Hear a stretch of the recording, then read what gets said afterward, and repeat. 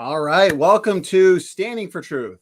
I want to thank everybody for being here for this epic debate between Dr. Kent Hovind and Taylor from the Snake Was Right YouTube channel. We have two very seasoned debaters tonight, and they will be debating the important topic, the Genesis flood, fact or fiction. Now, before I introduce the debaters for tonight, I want to remind anybody who's not yet subscribed, if you love debates, discussions, lectures, and more, then please make sure to hit that subscribe button. Kent, Taylor, thank you so much for being here. Thank you. Awesome. All right, before we get into the opening statements, though, let's get to know the debaters a little bit. Kind of break the ice. Taylor, it's been a bit since you've been here, so why don't we start with you? How have you been, and can you tell us a little bit about your channel? Yeah, not bad. Just been chilling pretty much. So been a little more active on the channel lately, and focus mostly on hyper skepticism of various topics. So it's kind of whatever I'm in the mood for. And so religious topics, political topics, kind of debunking misconceptions around that. And yeah, I mean, my channel covers a lot of topics, so that's the basic common denominator between all of them. Awesome. Well, I appreciate that introduction, Taylor. Dr. Hovind, again, thank you so much for being here. How you been, and how's everything going on over at Dow? Well, God is good. Some of his children drive me crazy, but God is good. And doing great. We're building Dinosaur Adventureland in Lenox, Alabama. I speak all over the place on the topic of creation versus evolution. I defend the position that the Bible is absolutely correct, scientifically, historically, mathematically. It's God's word. It's preserved. God made everything in 6 days, about 6,000 years ago. The evolution theory is not only stupid, it's dangerous. We teach the kids they're animals and then wonder, why are they acting like animals? Duh. So anyway, we're dedicated to fighting that dumb religion of evolution to the bitter end. So I appreciate the chance to have come on a debate tonight. I will take the position unashamedly that God's word is correct. There was a worldwide flood. Okay. I appreciate it, Dr. Hovind. I appreciate the introductions from the both of you. So that being said, actually, I'm going to go over the format real quick, but I do want to thank, we've got a great audience already. As I said, this is a much anticipated debate, so it's going to be a lot of fun. Dell, we got a new YouTube member. So I appreciate that, and I appreciate these super stickers. So that being said, we're going to be having a roughly 12-minute opening statement. We're going to be starting with Snake. Then we're going to have an 8-minute uninterrupted rebuttal. Then we're going to have a cordial discussion period where the debaters are asking each other questions pertaining and related to the topic. Then we're going to have roughly 5-minute closing statements. And then this is where we get you guys involved in the audience. We're going to have an audience Q&A. So please make sure you're tagging me at Standing for Truth. Usually we have a few hundred people for these debates. So please just make sure you're tagging me. That way I won't miss your questions. That being said, why don't we kind of just get right into it then? We'll hand it over to Taylor. Whatever time's not used for the openings and the rebuttals, we'll just kind of toss into the audience Q&A. So that being said, Taylor, I can hand it over to you. And also, I'll give you a 1-minute warning. Once you reach the 11-minute mark, I'll just kind of say, hey, 1 minute, and you can start winding it down from there. All righty. All right, when you're good to go, just let me know and we can start your timer. If you need to share slides as well, of course, let me know. We can share your screen. Okay, I might share some slides later, but for now, I'll just do this. Sure. Okay, so I was informed that Mr. Hovind accepts that he has the affirmative burden to demonstrate that the flood is true today. But I'm going first anyway, I guess. So he's going to have to show that one geological event caused all of what we see in the rock strata. And that appears to be an impossible task since the different layers in fossils form under different conditions. And many of these layers are required to form outside of watery conditions and impossible to form in flooding conditions. Before I get too much into the weeds, I want to point out here, I'm not here to disprove Christianity. basically creationism seems to be motivated by if the flood is just a myth, then the New Testament must just be a myth. So the flood must be literally true because the New Testament is literally true. And this kind of makes a mockery of the scientific method because it starts with the conclusion and works backwards, and it question begs. It makes the assumption that to prove the New Testament, you assume it's true, and then the flood must be true, which backs up that the New Testament is true. But like I said, I'm not here to touch any beliefs in Jesus or the religion of Christianity in general. I'm just here to talk about the science claims being made here. So I will say evolution and deep time geology is not incompatible with Christianity at all, just young earth creationism. Most Christians are able to believe in Jesus while believing the Genesis stories to simply be an allegory about the relationship of man to creation. And I actually appreciate the story on that level. And so, because as we know, fiction can sometimes be a better tool for conveying really important matters of psychology and meanings of life.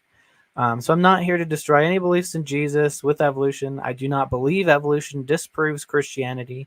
If I did, I'd be using evolution as an argument against Christianity as a whole, but I've never done that because I don't think it does. That's a completely different argument. So with that out of the way, so by necessity, we're going to go through geology, and so necessarily the rock layers must have been deposited in a single event if the biblical flood is true.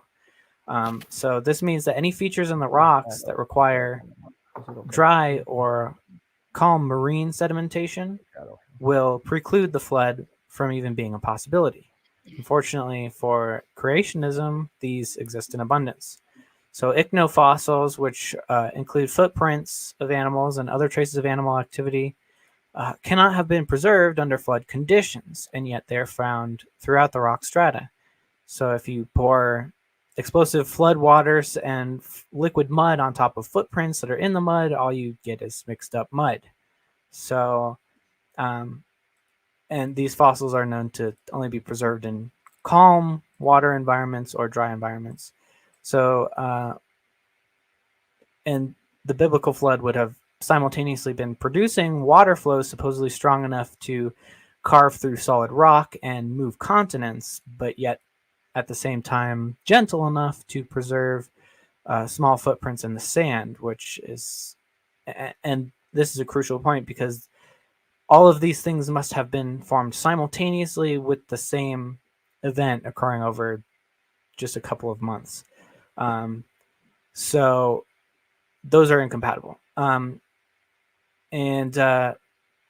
So speaking of carving through rocks, I'm going to be talking a little bit about the Grand Canyon because it contains a lot of evidence for the age of the Earth, which, by the way, Christian creationist academics were the ones who originally came up with the concept of an old Earth because the evidence was too strong in favor of that. As modern geological techniques became more sophisticated. So speaking of the Grand Canyon, it contains a lot of elements to it that preclude the flood. So just in general, if the flood was true, you'd have to believe that the flood laid down all the layers in the Grand Canyon as muddy sediments. Then the flood waters would have to recede so the rock can lithify, all while the waters are supposedly above the highest mountains. Then the waters conveniently come back and use some extreme pressure, very selective pressure, to carve into the rocks and their jagged edges, so they were not formed by soft mud. The flood waters would have to very selectively decide where to place their pressure, because the winding of the Grand Canyon, which is supposed by young Earth creationists to have been carved by the flood, it winds around like a natural river does and changes direction. It takes tight 180-degree curves, and these are typical of slowly eroding rivers, and are not seen in giant floods. There are actually geological artifacts on Mars that we can tell were from giant explosive floods, and they're very straight, and they're much bigger than the Grand Canyon, and they don't contain those weaving tight curves that we see in the Grand Canyon. And anyway, you would also have to believe that this complicated and very selective process would have to occur in less than 150 days. The Coconina sandstone of the Grand Canyon could have only formed in dry conditions. The limestone, just in general, but Grand Canyon also has limestone, would have taken thousands of years to deposit. We know that the max rate of limestone deposition sedimentation is 2 inches per year, and it has to be in calm, warm, acidic waters, which would not be the case in the flood, at least as purported. The flood would have been very hot, but we'll get there. So the lower strata of the Grand Canyon, they're stacked on top of each other, but tilted at an angle. So you'd have to somehow come up with a mechanism that the flood would have had to lay those strata down, lithify them, then pick them up as they were all in a stack and lay them back down like this, all intact. The Grand Canyon also contains repeating layers of sandstone separated by other types of rocks, so they could not have been hydrologically sorted by density. Limestone, we already covered that. So the Grand Canyon really contains a lot of features that disprove the flood all on its own. These features are all over the world, but the Grand Canyon, it also contains ichnofossils and footprints in between the layers, so that definitely could not have been formed by a flood depositing over and over, especially because the flood was so violent. As for the Ark itself, it would not have been seaworthy. Attempts at building sizable wooden ships with more modern technology have been met with failure. These ships sank, and they were smaller than the Ark and had better technology. And I mean, the Ark has been a horse beaten to death many times, so I'll try and be brief. The amount of food required to feed the animals would have been immense, would not have fit on the Ark, even if we accept that the amount of animals must fit on the Ark, which that's dubious. Compounded with the need to have freshwater stores. For example, elephants require hundreds of pounds of food and water per day, and that's, you would have to have 8 of them, and that's only one type of animal. There are obviously tens of thousands of different kinds biblically. You would need exercise room for all the animals. They can't just stand in place the whole time and be healthy. So I would want to see affirmative demonstration of, maybe show me some math, how you can fit all the animals, the food and water and space for the animals. It seems like it's just asserted that this all fits, and then we move on. I've never seen any comprehensive description of this. This is pretty much a linchpin of whether this biblical story happened. And the final point about that would be, given the constriction of biblical kinds being on the Ark, even given the comparatively small amount of extant species that exist today, you would have to have unrealistically fast hyper-evolution post-flood. You would have to see about one new species per year per kind on average. Some of them would be less, some of them would be way more, and that's definitely not what we see today, even on the microevolutionary level. And it's also very suspicious that 99% of life was completely wiped out, went extinct over the course of this flood. This was not very good planning for whoever this planner supposedly was. Then there's the heat problem, which is, I would say, the main problem. And to summarize that, just the subduction alone from the rapidly moving continental plate tectonics that would boil off our oceans by over 2,000%. So over 22.7 times if we were to increase the ocean by 300%. So that's even including a bunch of extra water that has never been confirmed exists on the Earth. It's still almost 23 times going to boil off the oceans and make the Earth about the temperature of the sun. And that's not even including the volcanic activity, the heat from volcanic activity, or heat from accelerated nuclear decay and other sources, which would leave the Earth a melting ball. So all of this is just physically impossible. And the final point would simply be all the dating methods that cross-confirm each other. They all point to the old age of the Earth. And I know there's lots of points that Kent would say refute that. So I guess we can talk about that, and I'll leave that there for now. All right. Thank you for that opening statement, Taylor. Perfect timing, 12 minutes, pretty well right on the dot. To the chat, once you start sending in those questions again, please make sure you are tagging me. We've got over 200 people right now for this epic debate. So let's hand it over to Kent. Kent, whenever you're ready, the floor is yours, and you have 12 minutes. All right. Well, thank you so much for letting me do this. And thank you, Taylor, for coming on the program here. As I said, I take the position the Bible is correct. There was a worldwide flood. The Bible says in 2 Peter chapter 3, at the end of time, knowing this first, there shall come in the last days scoffers, walking after their own lusts. And it says they will be willingly ignorant, which means dumb on purpose, of how God made the heavens. Heavens is plural. There were 3 heavens in the original creation. And the earth standing out of the water and in the water. Today, the Earth's atmosphere we're breathing is about 6 layers, goes up about 10 miles. But if you go up 10 miles, there's a minus 60 degrees Fahrenheit. I mean, at 10 miles up, and you go up 180 miles, it's 80 below zero. It's chilly up there.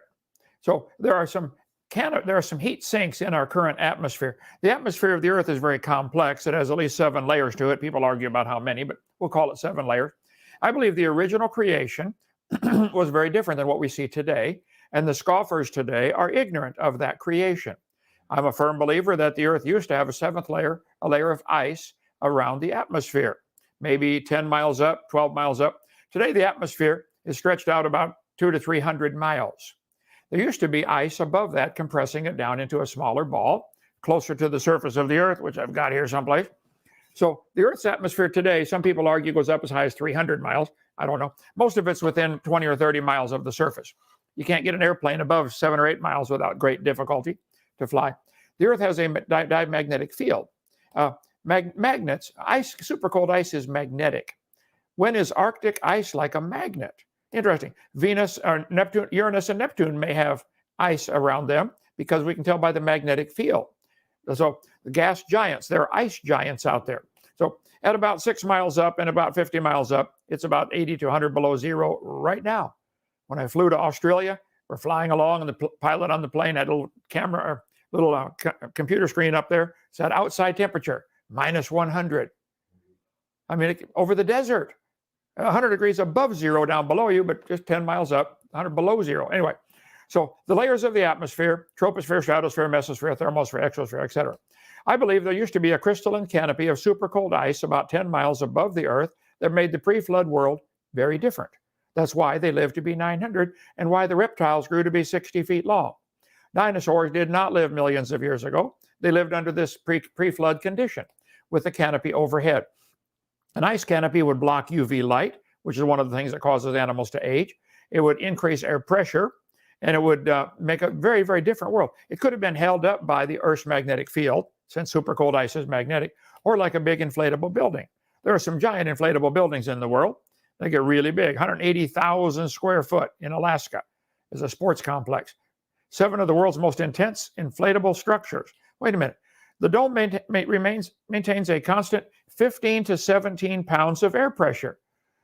Even without the dome, it's 14.7. Atmospheric pressure is 14.7 psi. So it only takes a couple of pounds of pressure to hold this thing up. So a couple of pounds of air pressure would inflate would have a canopy over the Earth inflated easily. It wouldn't take much. A cubic foot of water weighs 62 pounds. An inch layer of ice weighs 5 pounds per square foot. So you divide this up, you find out a current air pressure at sea level, 14.7. A slight increase in air pressure by squeezing the current atmosphere down into 10 miles would support the ice canopy with air pressure alone. You add the magnetic component, I think it's not a problem for there to be a canopy of ice above there. Super cold ice is magnetic. The Japanese float their trains off the tracks with super cold magnetic ice. There's a pumpkin floating, frozen pumpkin floating out over a magnet.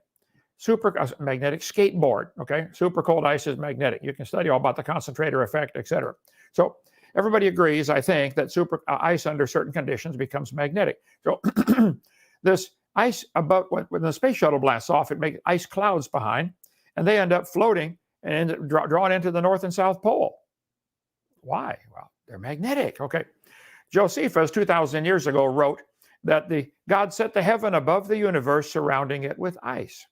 The Jews have always taught that the earth was originally created with a layer of ice above the atmosphere.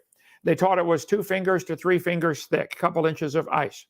He placed a crystalline firmament around it from Josephus, book 1. God made the firmament, the thickness being 3 fingers. This guy said the firmament has 2 fingers thick. I'm sure the Jews argued about whether it's 2 fingers or 3 fingers. Anyway, the word Rekeah in the Hebrew there means a flat and solid surface. On the second day, God brought forth 4 creations, the firmament, hell, fire, and the angels. The firmament is not the same as the heavens of the first day. It's the crystal stretched forth over the heads of the Hayat.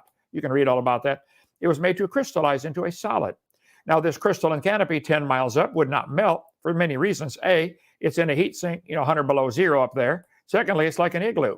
It conducts heat away. Eskimos can go in their house, in their igloo, and build a fire. It can be 60 degrees inside and negative 50 outside, and the igloo won't melt. So it's a matter of temperature and altitude and stuff like that. So I believe Taylor is ignorant of the original creation, what it was like.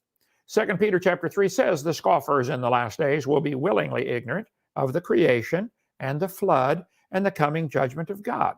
So I believe that if we understand what the crystalline canopy was, what the earth was created to be like, God made it so people could live forever.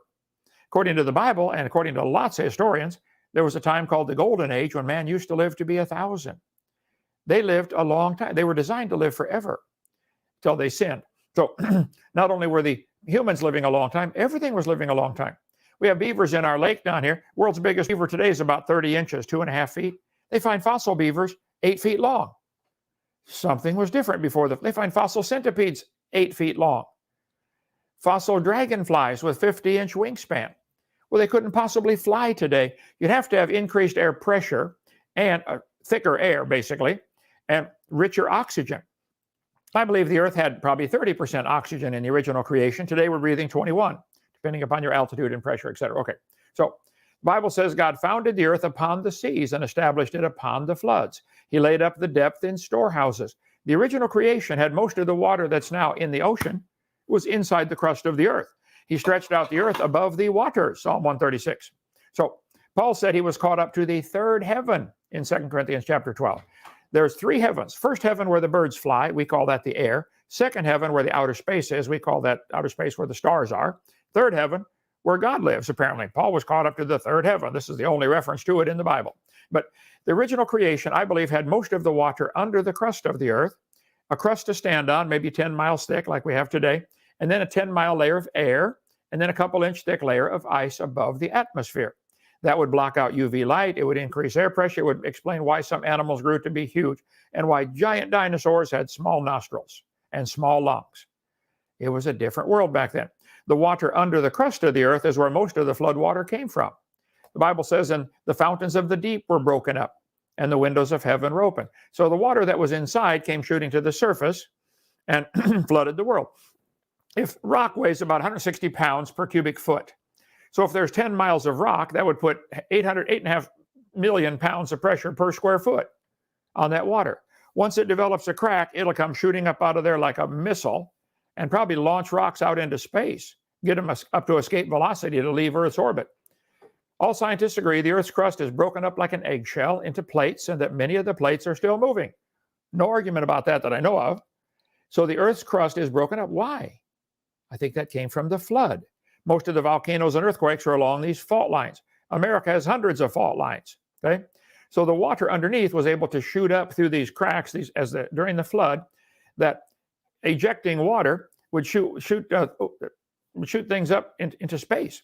I believe a lot of the debris floating around in space that we still come around and run into once in a while, asteroids and meteors, probably came off the Earth, got blasted off at the time of the flood. Some of it would come right back. Some would not reach escape velocity. It's interesting. If you look at the moon, the near side of the moon has got bigger craters than the far side. It's like the moon got blasted from the Earth like a shotgun, and then stuff drifted past the moon. Gravity caught it, brought it back, and the smaller stuff hit the backside. Why are there differential craters on the moon? There are craters all over the Earth, probably from stuff got ejected off during the time of the flood. So there's about 300 miles of atmosphere, but most of it's within 10 miles, okay? So the shattering of this pre-flood ice canopy around the world would allow the atmosphere to expand from 10 miles to the current 300 miles. And maybe Taylor doesn't know, but as gas expands, it absorbs heat. Get a spray can, hold the button down, it'll get cold in your hand as you release the pressure in the can. Changing from a gas to a liquid, there's latent heat of condensation, latent heat of vaporization. You can study all that in physics class. But see, he's claiming about the heat being a problem from this flood. It's true, when it rains, it releases heat into the atmosphere. But when the atmosphere expands, it absorbs the heat. Also, when wood is turned into coal, it absorbs the heat. And the movement of all these continents is going to take a lot of energy. So, and the crust of the Earth is about 10 miles thick. Underneath that, it's really hot, molten rock. I don't think there's a heat problem at all. Latent heat of condensation. Energy is released when water vapor condenses to form liquid droplets.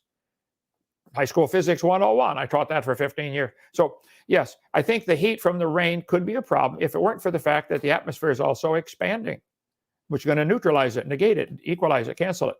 So the reason a can gets cold after being used is a process known as abiotic cooling, a property of thermodynamics. A gas initially at high pressure cools when the pressure is released.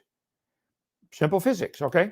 And you can get all into the ideal gas law and Boyle's gas law and all that stuff if you want to look it up for yourself. Charles' law, Boyle's law, Avogadro. Okay, so we won't bore you with all that. That's how an air conditioner works. You compress the gas, and then you release the pressure, and you blow fans past which side you want it. You want to add the heat or add the cool, take away the heat.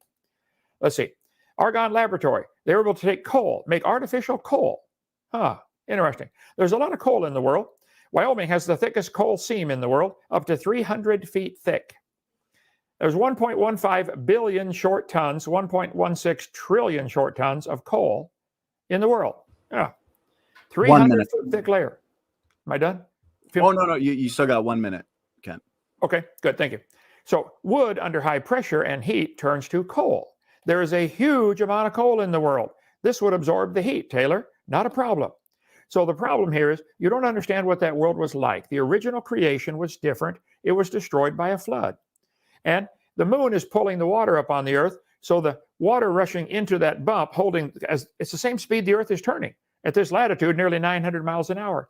All the layers of the Earth probably formed in a few months, not millions of years. All the layers we see of the Earth are the same age. You evolutionists believe the top layer is younger. Where did it come from? Outer space? All the layers are the same age. There is no geologic column. The whole thing is a hoax. I taught Earth science 15 years. We can have the whole debate on that if you'd like. But the Bible says the scoffers will be willingly ignorant of the creation and the flood. This flood explains the geology of the world today much better than millions of years of evolution. We'll get into footprints next time. Go ahead. All right. Perfect timing as well, Dr. Hovind. I appreciate that opening statement. Thank you both to Taylor and Kent for your opening statements. We got a ton of questions and super chats flying in as well. So as always, we are going to have an awesome audience Q&A, it looks like. So that being said, we're now moving into the uninterrupted rebuttal. We're going to hand it over to Taylor. Just make sure you unmute yourself when you're ready to talk. You have 8 minutes. Again, I'll give you a 1 minute warning when you reach the 7 minute mark. So Taylor, when you're good to go, the floor is yours. Okay, so I saw a lot of using the Bible to prove the Bible, which is circular reasoning, which is a logical fallacy. So we'll just move on from there since that's not science, and there's really nothing to say about that other than it's a fallacy, and so we can't use that as evidence. And So you say you're a firm believer of the idea that there's an ice layer surrounding the Earth, but having a firm belief seems to be the only evidence that you have for that belief. I don't. All you have is maybe some explanations for how an ice layer might stay afloat around the Earth. You don't really have. Well, you don't have any evidence that it actually existed, which, according to your standards, and that is a good standard to have, you do need to have evidence of something that exists in order to propose that it exists. You don't have any evidence of it, you just say you believe it. But I came here to talk about things that we can show with science, so we can pretty much just dismiss that as well, unless you do have some actual evidence that it did exist instead of just explanations of how it might exist. But for a second, we can assume that there is an ice layer around the Earth, and only a partial amount of the heat generated from the movement of the continents is going to boil off the oceans that are increased by 300% over 23 times over. So even if we assume that there's an ice layer around the world, that ice, it has about it has 22 times more heat than is required to boil off the 400% of the Earth's oceans left over to deal with, and that's only a fraction actually of the heat that's actually there. And so let's include the 7 layers of the cold air around the Earth too, and we'll just, we'll be generous because I'm just doing the estimates right now. You'd still have like about 14 times more of the heat if you add in the ice wall or the ice canopy, which by the way still has no evidence for it, and all the earth, the air layers. Let's just count those all as each individually needs as much heat to dissipate as 400% of the Earth's oceans. That's very generous. You're still going to have 14 times that amount of heat that's needed to boil the oceans left over if we melt the ice. Okay, so we'll add another one. So 13 times more because we would have to boil the melted ice. And again, that's still only a fraction of the heat because we still have to deal with the heat needed from the accelerated nuclear decay, which you'd need to accept if you're going to say that the radiometric dating is wrong, which I'm very sure you do. So the coal wouldn't absorb all the heat either. It would still be hot, and it does not have the ability to absorb all that heat. It's been calculated even by creationists that the entire Earth would be molten, the rock included. So we're not just talking about the water. We're not just talking about the air or the ice. We're talking about the rock itself will be lava. It won't be vaporized. Well, it might be, but it's at least molten. And so the actual reason gas gets colder when it expands, the actual physics, is because the air is moving away. The particles are moving away from each other. They're still hot. That the actual air itself is not cooling down. What's cooling down is where it came from, because the hot air moved away from it. The gas stays the same temperature and it's shooting around. So the water boiling, it's just a transfer of heat. And the reason a can seems cold is because you're transferring a little bit of heat away from room temperature. So, but if you have enough heat to melt the entire Earth several times over, there's still going to be heat heating up the metaphorical can, so to speak. And like I said, the heat is transferring into the air.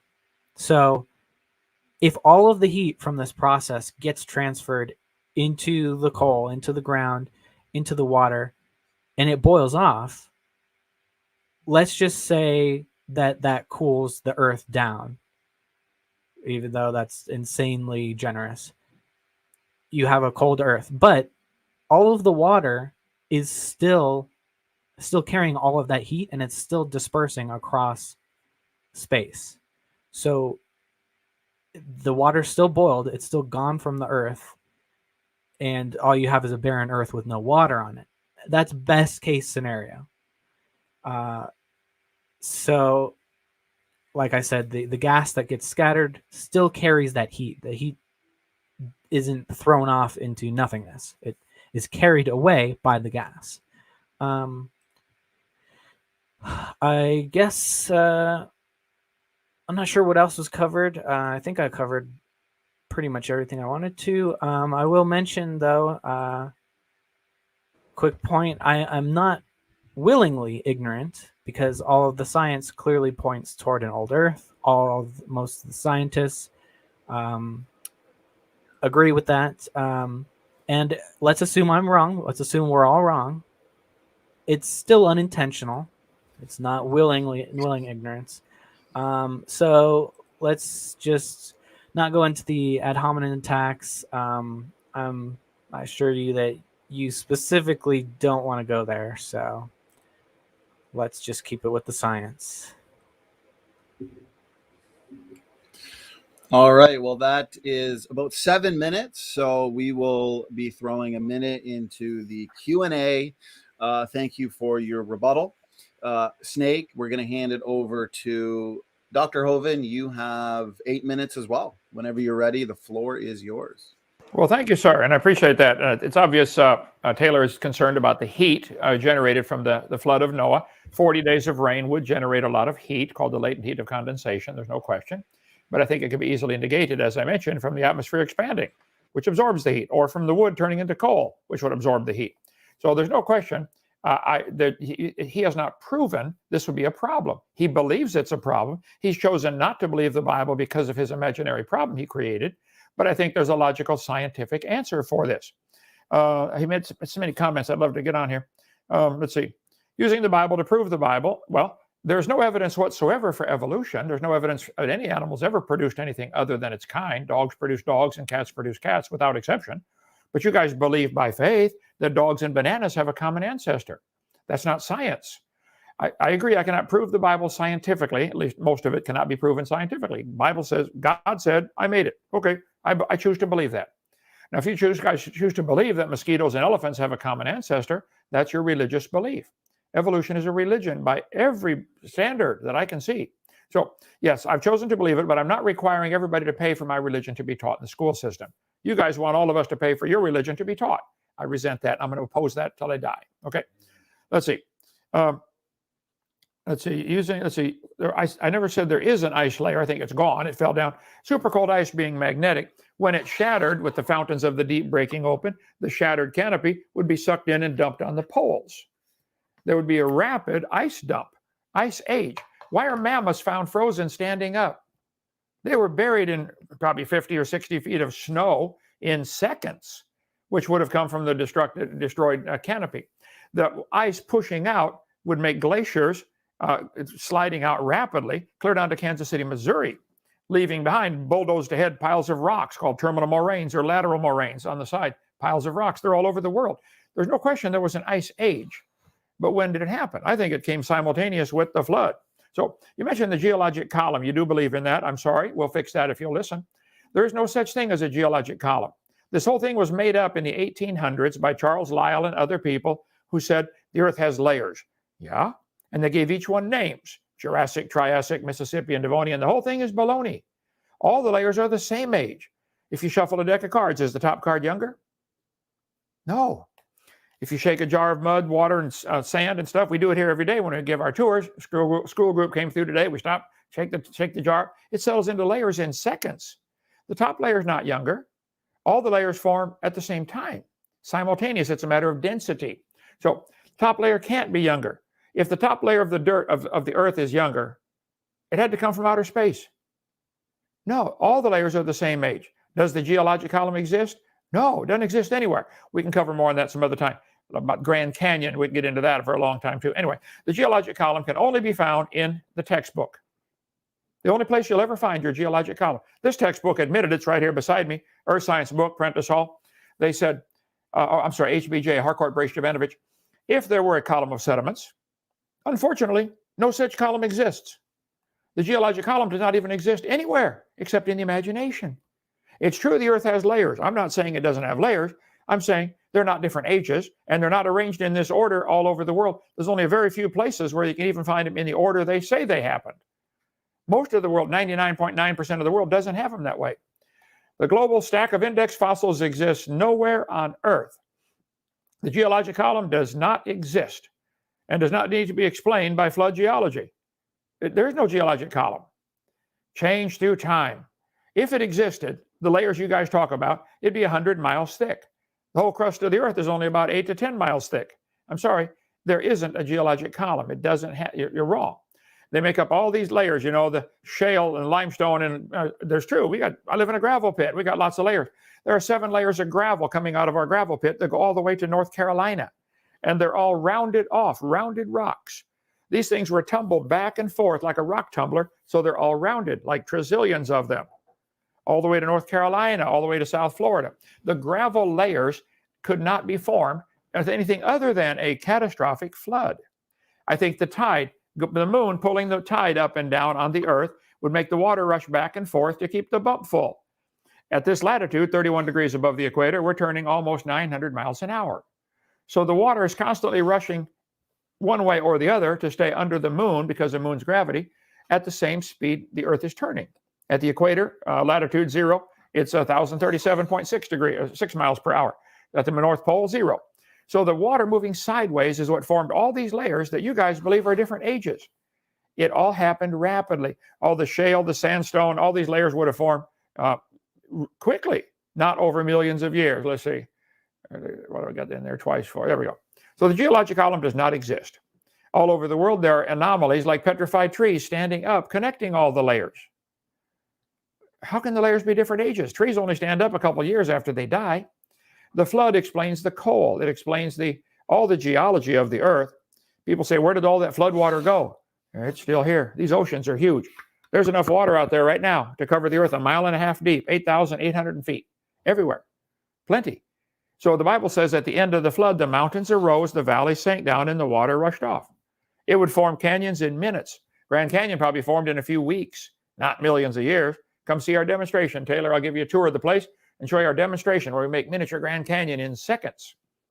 All you need is water. Once the water gets moving, it picks up speed and it picks up debris. And now it's not just erosion. Now it's liquefaction and cavitation and hydraulic plucking, and all kinds of strange things happen with rapidly moving water. So these index fossils that they predict might be found a few places just on pure accident, but they're not found that way all over the world. They say, well, the birds are found on top. That proves birds evolved last. I say, no. Birds are not always found on top. But if they're found on top, maybe that's because they can fly. They're the last ones to drown in a flood. Of course they're found on top. They got hollow feathers, hollow bones. They say clams are found at the bottom. Yeah, they're already at the bottom when the flood started. Like, duh. Of course they're first ones buried. If the water came up 200 feet and came in at 900 miles an hour, it's going to make a layer of mud 50 feet thick in 10 seconds. We have petrified clams in our museum, hundreds and hundreds of them. There are millions in the world, and they're petrified in the closed position. Now, wait a minute. When a clam dies, it opens. You're lucky to find a matched pair of seashells when you go to the beach. Petrified closed clams are found on top of Mount Everest. They're found on top of the Himalaya Mountains. They're found on top of the mountains in Peru, South America. Giant petrified clams, much bigger than the world's record today. 1 minute. Record oyster today is 14 inches. They find them 11 feet up in Peru. I think there was a flood. You might want to believe on that. Go ahead. Okay, I appreciate it. No, you still got about 30 seconds, but if you want, we can. Yeah. Taylor, we want you to come give your heart to the Lord, get saved. You make a great Christian. We'll work on you, okay? All right, I appreciate that, Kent. I appreciate the 8-minute rebuttals from the both of you. So it looks like we're now moving into the discussion portion. Great debate so far, gentlemen. And looks like we have quite a few interesting topics and points to discuss. So as always, we like to keep this cordial and as equally timed as possible, sticking to one topic at a time. Taylor, since Kent just ended with his rebuttal, why don't we hand it over to you to start us off with the discussion? Gentlemen, the floor is yours. All right, so real quick, you can see the entire geologic column for life not for the entire geological history of Earth, but just for life, all the way down to the Precambrian in the Grand Canyon and in Manitoba, Canada. I think there's others too. But my question would be, it doesn't seem like you actually showed any demonstration or research that shows that the layers formed at the same age, and you just asserted it. Is there anything beyond just the assertion for that? Well, you can do a demonstration in a few seconds in any laboratory. Get a flask or a test tube and put some different materials in there and shake it up. You still buy those little things at Walmart. There are 2 different or 4 different densities of sand. When you flip it over, they'll form many layers. A little sand art toy. It's an easy demonstration to do. So I think it's simple for a kindergartner to demonstrate that layers form quickly. Get any material that is a mixture of different densities. Like these things, these little sand, I should have one here, sand art toy. They'll have 2 or 3 or 4 different densities of sand. You shake it up, it always settles into layers very quickly. Mm-hmm. But in the Grand Canyon, we have repeated layers of, I think, of sandstone, and so they could not have been hydrologically sorted. And just because something can happen quickly, which, by the way, that little demonstration is not, they don't lithify, it doesn't turn into rock. So just because something can happen quickly doesn't mean some specific situation happened in the exact same way. Because as we can see that there are layers forming slowly right now. It's not true of all rock formation. Okay, well, take one topic at a time. This is a picture of Grand Canyon from an earth science book right beside me. We see hundreds and hundreds of layers, all stacked like pancakes. Why are there no erosion marks between these layers? If those layers, here we go, thank you, ma'am. If those layers truly are different ages, wouldn't it rain once in a while, waiting for millions of years for the next layer? You can form layers in seconds. It doesn't take a long time. And as far as liquefy or lithify to turn to rock, of course, that would depend upon all kinds of factors. Is it above water? How much pressure is it under? But all the different types of rock. The sandstone in Grand Canyon, it's sandstone, limestone, shale, slate, all kinds of different layers. Every tide going back and forth is going to make a new collection of layers. Noah was in the ark for 880 tidal changes. You'd form all the layers in the Grand Canyon in a week. There is rivers, evidence of erosion, rain droplets found between these layers. So there is evidence of erosion. And as far as... Just a minute, Taylor. Earlier in your speech, you said there are no footprints found between these layers. But now you're saying there are found between the layers. There are, which there are proves footprints. that the flood couldn't have happened. Well, no. During the flood, the tide's going up and down, the water going back and forth. Animals are running to find high ground, which is slowly disappearing. It might have taken 4 months to kill everybody. Noah was in that ark for a year. So during the first few months of the flood, the crust of the earth floating up and down, it didn't like rain and everybody dead in 10 seconds. So there are lots of footprints found fossilized. Dinosaur trackways in Glen Rose, Texas. Hundreds and hundreds of dinosaur footprints in stride. So obviously many of them were running by looking at them because the toes are depressed deeper and the stride increases greater than the normal stride when they're walking. So I think there's lots of footprint evidence that there was animals running from something, running toward high ground. And now they're buried, the layer's buried and the footprint is preserved. We got a bunch of the footprints here in our museum. Come on down, see our museum. Anyway, I think I disagree. I think footprints did form. I think raindrops did get preserved. I think the flood, some areas would be calm, some areas would be storming. It's probably storming right now someplace in the world. It's calm right here where I'm at. And in modern flood situations, you don't get those ichnofossils because they're too fragile to be preserved in flood situations. And several of those layers are only possible to be formed. The sandstone is only it cannot form in flood conditions, only dry conditions. I didn't catch that. What can only form in flood conditions? The sandstone. Sandstone? No, we shake up our jar here. Well, where did I just put it? This is 4 different colors of sand inside water between 2 layers of glass.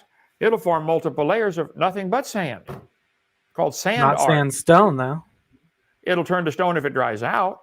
If the water has any elements in there that allow it to stick together, there's all kinds of different things that cause sand particles to stick and turn it to sandstone. But even then, sandstone crumbles pretty easily. There's all kinds of hardnesses, different hardnesses in sandstone, limestone, shale. That's a whole complex field of science, just studying mineralogy and rocks. So Yes, I think and so the there's nothing that geologists can't be explained by a flood. Go ahead. the geologists have studied specifically the Coconino sandstone layer. Has dunes in it that are only formed in dry conditions. They don't look like the dunes that form underwater. And the people who study this, there's not one who has concluded that sandstone layer was formed in flood or wet conditions. Well, if the Earth's crust is flexing up and down like Noah's flood, we know the Earth's crust is broken up like an eggshell. Nobody argues about that. There might have been some sections of the Earth that were above water for months, and the sandstone could form during dry conditions, and then later they get submerged. I think everybody would agree that probably every square inch of the Earth has been submerged at one time or another. Every square inch of the Earth shows evidence of flood. Now, whether it was all at the same time, like Noah's flood, you guys could argue about that. But I think I could point out you'll have a hard time finding a spot where the Earth has not been flooded. The top of Mount Everest is loaded with seashells. 2,000 feet of the top of Mount Everest is seashells and clams. I think it was flooded. Now, I don't think Noah's flood was over Mount Everest. It's 5 miles high. I think what the Bible says, at the end of the flood, the mountains arose and the valleys sank down. If you filled this room 3 feet deep in water and lifted up that end of the building, all the water would come down here and be 6 feet deep, and now that would be above ground. It's interesting. All the mountain ranges I'm aware of in the Earth follow the coastlines. The Rocky Mountains follow the Pacific Ocean. The Appalachian Mountains follow the North Atlantic. The Alps, or the Andes Mountains in South America, follow the South Pacific. I think the mountains and oceans formed at the same time because of the same thing. The crust of the Earth was flexing. Psalm 104, the mountains arose, the valleys sank down. I think the Bible's true. Go ahead. So there was a lot there. So did you say that you don't think the waters covered Mount Everest? Did I hear that right? I didn't hear that question. I think the water covered the whole Earth during the flood, but maybe not all at the same time. Noah was in the ark for 1 year. It rained for 40 days, but the water kept coming up, according to the Bible, for 150 days. I think it was coming from inside. The fountains of the deep broke open. The crust of the earth then would settle into the void as the water escapes. As the water escapes, the crust of the earth would settle into that void. Settle in differentially, depending how the water's escaping. There'd be a lot of factors in that. It could be twisting up or bending. The bent rock layers we see all over the world had to form rapidly while the layers were all soft. I think I flashed pictures up there a minute ago of all that. So, yeah, as I taught earth science for 15 years, I did not see anything that cannot be explained by a global flood. If you have a specific, I'd love to see that. But to me, right here, the liquefaction, there we go. Okay, slide number 700, Alt-DV 701. Turbidity currents happen all the time. If the water's coming up because of moon's gravity pulling the tide up, the water has to be rushing in to fill the void, to fill that bump, that rising bump. And it has to be coming in at the same speed the earth is turning to stay under the moon. Here at Lennox, we're turning 886 miles an hour. These currents would form these layers quickly, and this would tumble the rocks back and forth like a rock tumbler does. That's why gravel all over the world is rounded. They call this river rock. Guys, this rounded rock goes from here to North Carolina, 500 miles. That was a flood, not river rock. And all these layers would have formed very rapidly. Now, why you guys believe they're millions of years different in age, I don't know. You're welcome to believe that, but that's not scientific. They're all, and why are they neatly planed? Where's the erosion marks between the layers? Well, as we've discussed, there are erosion marks between layers. And there may be in some spots because of the flood. Yeah. But floods cannot preserve the erosion marks because that's soft mud on top of soft mud, which would just become a homogenized piece of mud. If you had a canyon eroded in the soft mud and a new layer of mud filled it in, then they all hardened together. Yeah, of course you can preserve a canyon. Not with the kind of flood we're talking about. Come on down. So we have on Mars, there's evidence of these giant bursting floods, and they carve kilometer wide things, much bigger than the Grand Canyon, and they look completely different. So that's not realistic that it would basically Well, have meteoroid impact level force behind it, but somehow preserve small footprints. Well, if Mars has canyons bigger than Grand Canyon, and I believe that's probably correct, that's the scientific evidence. Okay, now what's the interpretation of that? Well, could Mars have been blasted with things coming off the Earth when the crust of the Earth broke open? Could it have shot ice out or water out into space that would float around? And any object with gravity, any of the planets, there's like magnets going around, they're sucking in anything gets close. Could Mars gravity have sucked things in out of space, the water or ice? And could there have been a canyon formed on Mars? I don't know. Interesting. But I almost want to get into the topic. If you guys believe all of Mars and the Earth fit in a dot smaller than a period, that's ridiculous. We'll get into evolution another time. But this idea that it all fit in a dot, insane. But yes, Mars has canyons. Earth has canyons, some pretty big ones, some subterranean canyons. I think the flood's the best explanation for all the canyons. Now, Mars, I don't know about that. I have to go see it someday. Yeah, so we know of black holes today that compress matter into unimaginably small levels, but that's kind of irrelevant to the debate topic.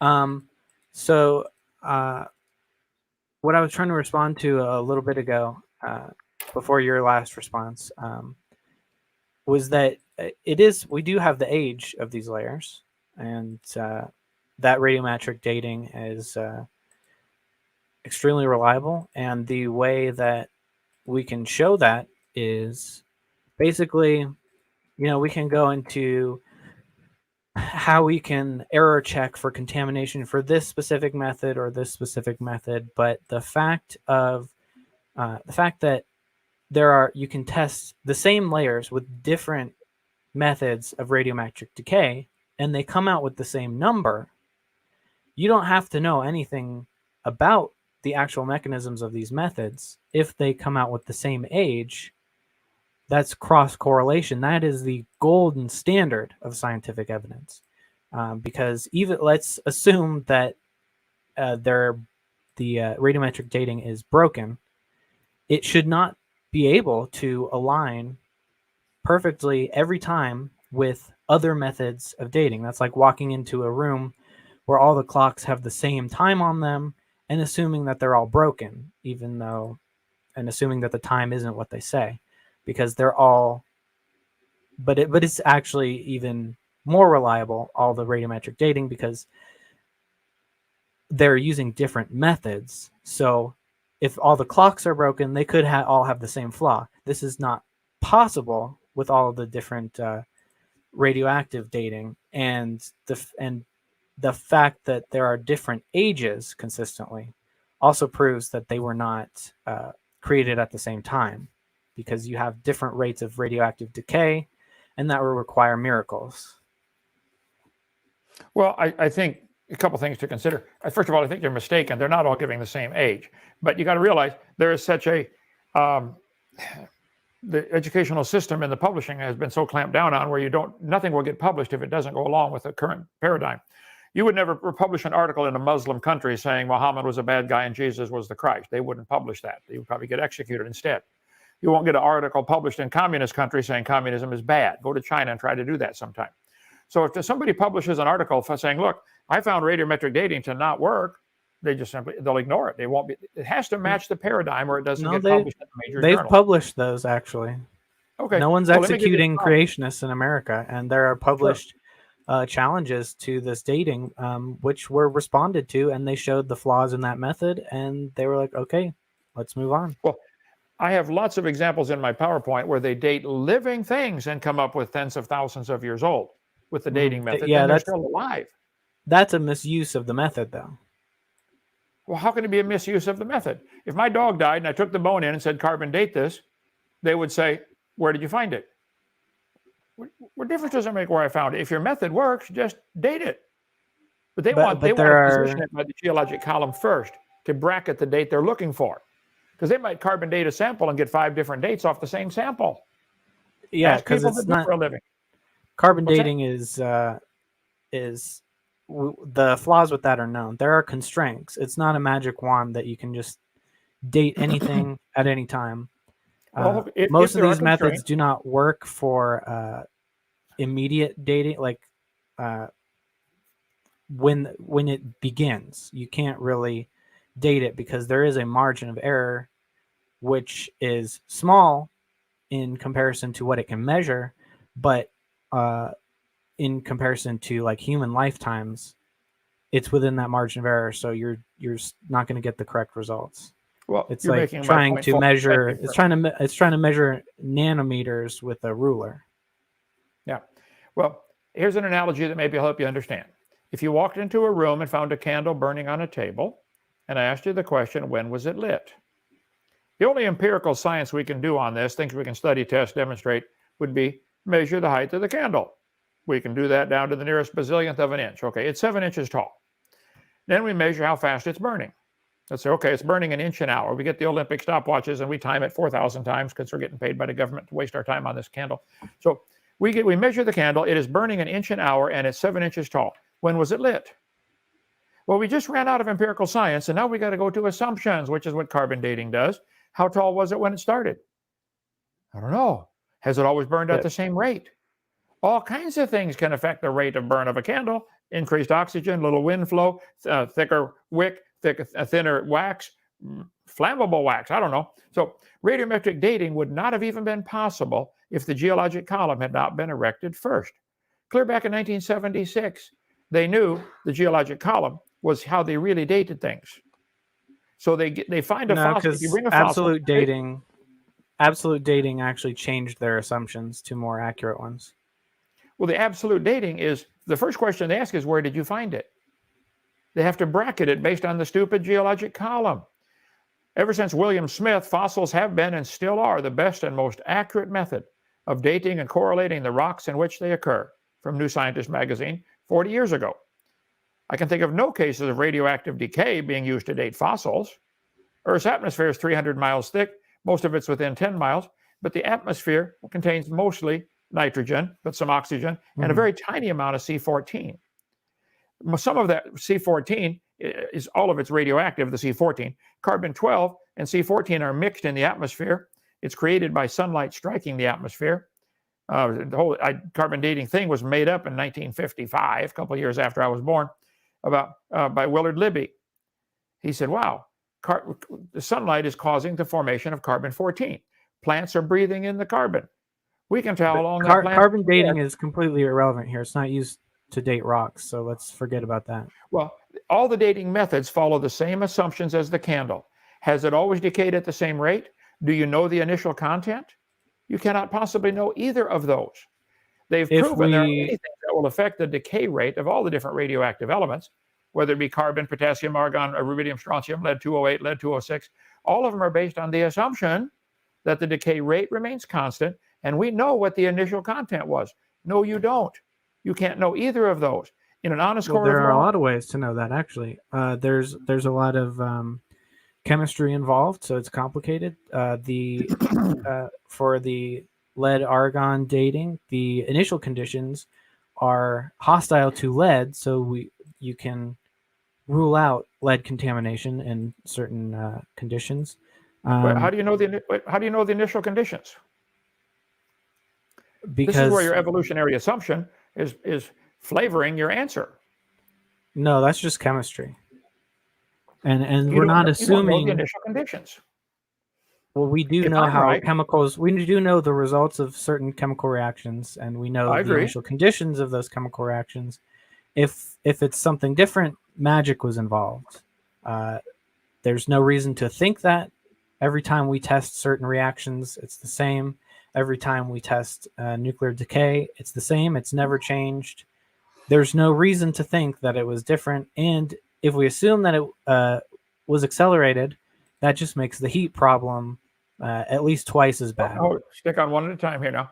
I think if we look at the fossils, we find dinosaurs that are 60 and 80 feet long with nostrils the same size as a horse.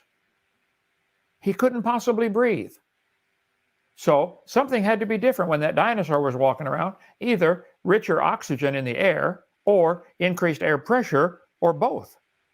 Either one or both together especially would solve the problem of the huge dinosaurs with small lungs and small nostrils. Apparently they did live and walk around and reproduce. I mean, we find the bones of them. So you can't look at today's atmosphere and say that's the way it's always been. It was different. I can prove from the dinosaur fossils, but yet you want to make it the same for all the dating methods. But the chemistry of oxygen hasn't changed, is the point. We know oxygen can be produced by the plants, and we know how oxygen interacts with blood. That's not different. The amount of oxygen can change. That's a non sequitur. It has nothing to do with the point. Well, are you aware that lots of oxygen air bubbles are found in amber? When they suck the air bubbles out of the amber, they find they're 30% oxygen. So that tree that was bleeding out the sap, the amber is tree sap. If a tree got broken in the flood and the sap's oozing out all over, it's going to trap samples of that atmosphere. Why would it be 30% oxygen? Google it. Amber contains 30% oxygen. Today it's 21%. I'm not contesting that. Well, then something was different on the planet. No, because you're confusing the amount of a particular chemical with its chemical properties. The chemical properties don't change ever. Well, the amount of chemicals there. Oh, wait a minute. Chemical properties change radically under different pressures. No, because it's still the same chemical properties. Well, oxygen 18 exists, if I recall. Chemistry was my least favorite of all the sciences, but there's different isotopes of oxygen. Well, that'd be a whole different debate. I think the purpose of the debate, you said Noah's Ark, the flood story is not possible. I said it is. Here we have a book, the world's best-selling book, claiming it happened, and you want to come along and say, no, it didn't. I think the burden of proof's on you, and you haven't met your burden. You have not proven that the flood didn't happen. I think it is scientifically possible. There's plenty of water out there now to cover the earth 1.5 miles deep. One drop would cover the earth if you spread it real thin, but there is water to cover the earth. There's lots of legends of the earth being covered, lots of flood legends. There are fossils all over the world. There are layers all over the world. I think that scientific evidence we observe says, wow, this planet was flooded. They go to Mars and find a canyon and conclude it was a flood. But they can't come to Earth and see a canyon and see it was a flood. That's a special kind of dumb in my book. They have much different traits. Because it has the trait of an explosion from underground, pressurized water. We don't have these on Earth. They're way too large, and they're straight. They don't curve like the Grand Canyon curves around like that. So they have much different properties. They're thought to be explosive floods because they're much different from anything we see on Earth. And that wouldn't prove a global flood even if we had one on Earth. But true. Yeah, I agree. I don't think I could prove a global flood. I could point out that I think just nearly every square inch of the Earth has evidence that it was flooded at one time. Now, was it all at the same time? I don't think I could prove that. But see, I'm not asking my theory to be taught in the schools and everybody pay for it. You guys are demanding we pay for your evolution theory to be taught in the schools, and we all pay for it. Why don't you go start a private school and teach you came from a rock? I don't care. Well, that's not evolution. This has been around since before evolution. But what do you think we should teach in the schools, if not the prevailing scientific consensus? Well, I think we should teach the best information we have, right? In science class, we should teach science. There's plenty of science in any branch of science, whether it be earth science, physical science, biology. In biology, you could teach the kids, hey, boys and girls, this is the radius, the humerus, the ulna, the carpals, metacarpals, the flexors, the extenders, the deltoid, the biceps, triceps, etc. You can teach all the muscles, all the bones, all the organs, all the functions, and never refer to evolution. Evolution is a complete waste of classroom time in biology and in physical science. Surely, what do you need that for physical science? Acceleration due to gravity, 1/2 gt squared. Nothing to do with evolution. And earth science, you can teach, hey, boys and girls, the earth has lots of layers. Let me show them to you here. Let's see, 1161, DV 11. So oil speculators actually use this science to find oil, and they're not using creationist assumptions. They're using old earth assumptions. Either one would work. There's a lot of oil in the ground. The creationist says, well, yeah, during the flood, whole herds of animals would be killed. If the water's coming up 200 feet every tidal change because of harmonic tide and coming in at 200 miles an hour, it's going to bury whole herds of animals under 50 feet of mud in seconds. How do you explain petrified closed clams? Go to the beach, man. You can find a bazillion clams, but they're open or not even connected anymore. So closed plants are understanding, common. understanding how these rock layers form is crucial to understanding how to find them, and thus where the oil is. So once we understand, so Probably right. teaching how they form is a form of science.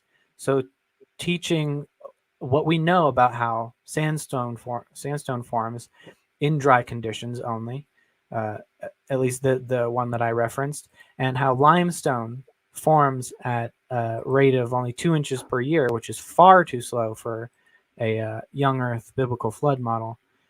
That is science by your standards, and it's crucial to understanding how to navigate what we live on. Well, I love this planet. I love living here. I'm trying to stay here as long as I can. I'm going to make dying the last thing I do. Decided that at an early age. So, yeah, but I think I can look at the world and say, wow, this was created by God. I can give God the glory. And I think it was destroyed by a flood and it formed all the layers, petrified trees standing up. I don't see another way to explain that. The giant coal field, petrified trees running through different layers of coal. We've got them here in Alabama. So I don't see how you guys cannot see a worldwide flood when you see all these layers that you claim are different ages, like the Mary Lee and the Blue Creek, connected by, can be proven scientifically. You got trees that could be proven, all these layers had to form before the tree rotted. I'd give it a couple of years, maybe, not million. Just a Specimen Ridge, Wyoming, 27 consecutive forests. All So of them broken off. if they all started at the same time, they would have different, or they would have the same level of radioactive decay going on, even if it was accelerated. So you would have to have selective acceleration of radioactive decay, depending on what level it's at, and that requires, that's not scientific. I know people that have taken. I know people that have taken fossils or wood and sent it to 4 different laboratories with the simple question, how old is it? They get 4 different answers from the same sample. Mm-hmm. There's way too much. In an honest court of law, no carbon dating would hold up. Or radiometric potassium, argon, rubidium, strontium, lead 208, lead 206. None of them would hold up, okay? They're all based on some obvious assumptions. The coal seams nearly always have layers of clay. Petrified trees standing up. Joggins, Nova Scotia is famous for them. Hundreds and hundreds petrified trees connecting these layers that you guys are claiming are different ages. I'm sorry, I don't believe that. I think the layers formed rapidly, which is why the tree is connecting all the layers, which is why fossils are preserved at all. How many animals died today in the world? Like millions? How many are going to turn to fossils? None. It takes very special conditions for fossils to form, and the flood is the best explanation of that I can see. But again, I'm not asking everybody to pay for my thing to be taught. I think we should teach science in science class and leave evolution out of it. Origins in general should not be involved. Because no matter what you teach, somebody's going to get mad. Okay, let me jump in here, gentlemen. This has been a fantastic discussion. We've got over 30 people in the chat. You guys were having such a cordial, intelligent discussion that the timer did go off a few minutes ago. Actually, I think about 10 minutes ago. So, but it's been so much fun, and time is flying by. Taylor, I know you probably have a few things you want to respond to Kent pertaining to what he just said. So why don't we, since we have 5-minute closings, why don't we, if it's okay with you guys, jump right into the closings? Taylor, you're going to start us off anyways. So whatever you'd like to respond to, you could always do it in your 5-minute closing. And we are going to have a good audience Q&A as well. So Taylor, let's hand it to you. You do have 5 minutes. And if you take a few minutes over, that's fine as well. Or a few seconds, right. I should say. Go ahead. Okay. So we heard a lot of assertions. The Bible says it, so I believe it. I believe in an ice layer. We have, layers can form quickly. We have no demonstration of how some of these layers, especially limestone, can form as quickly and become rock as quickly as needed. We don't have any evidence that these layers were formed at the same time. We just have an assertion based on, well, if they can form at the same time, it must mean that these specific ones did. Well, that doesn't follow. And we have evidence for the different layers have different levels of radioactive decay. even assuming we can't correctly date that, we know that radioactive decay is a natural process, and if these layers formed at the same time, they're decaying at different rates. That doesn't make sense unless there's, again, miracles of interventions. And you can believe in miracles, but we can't study them, we can't test them, so it's not scientific. So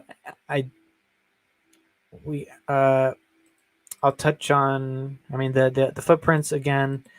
We had a response on that, but not satisfactory to me. I don't see any way how the violence of the flood can preserve such delicate things as footprints. But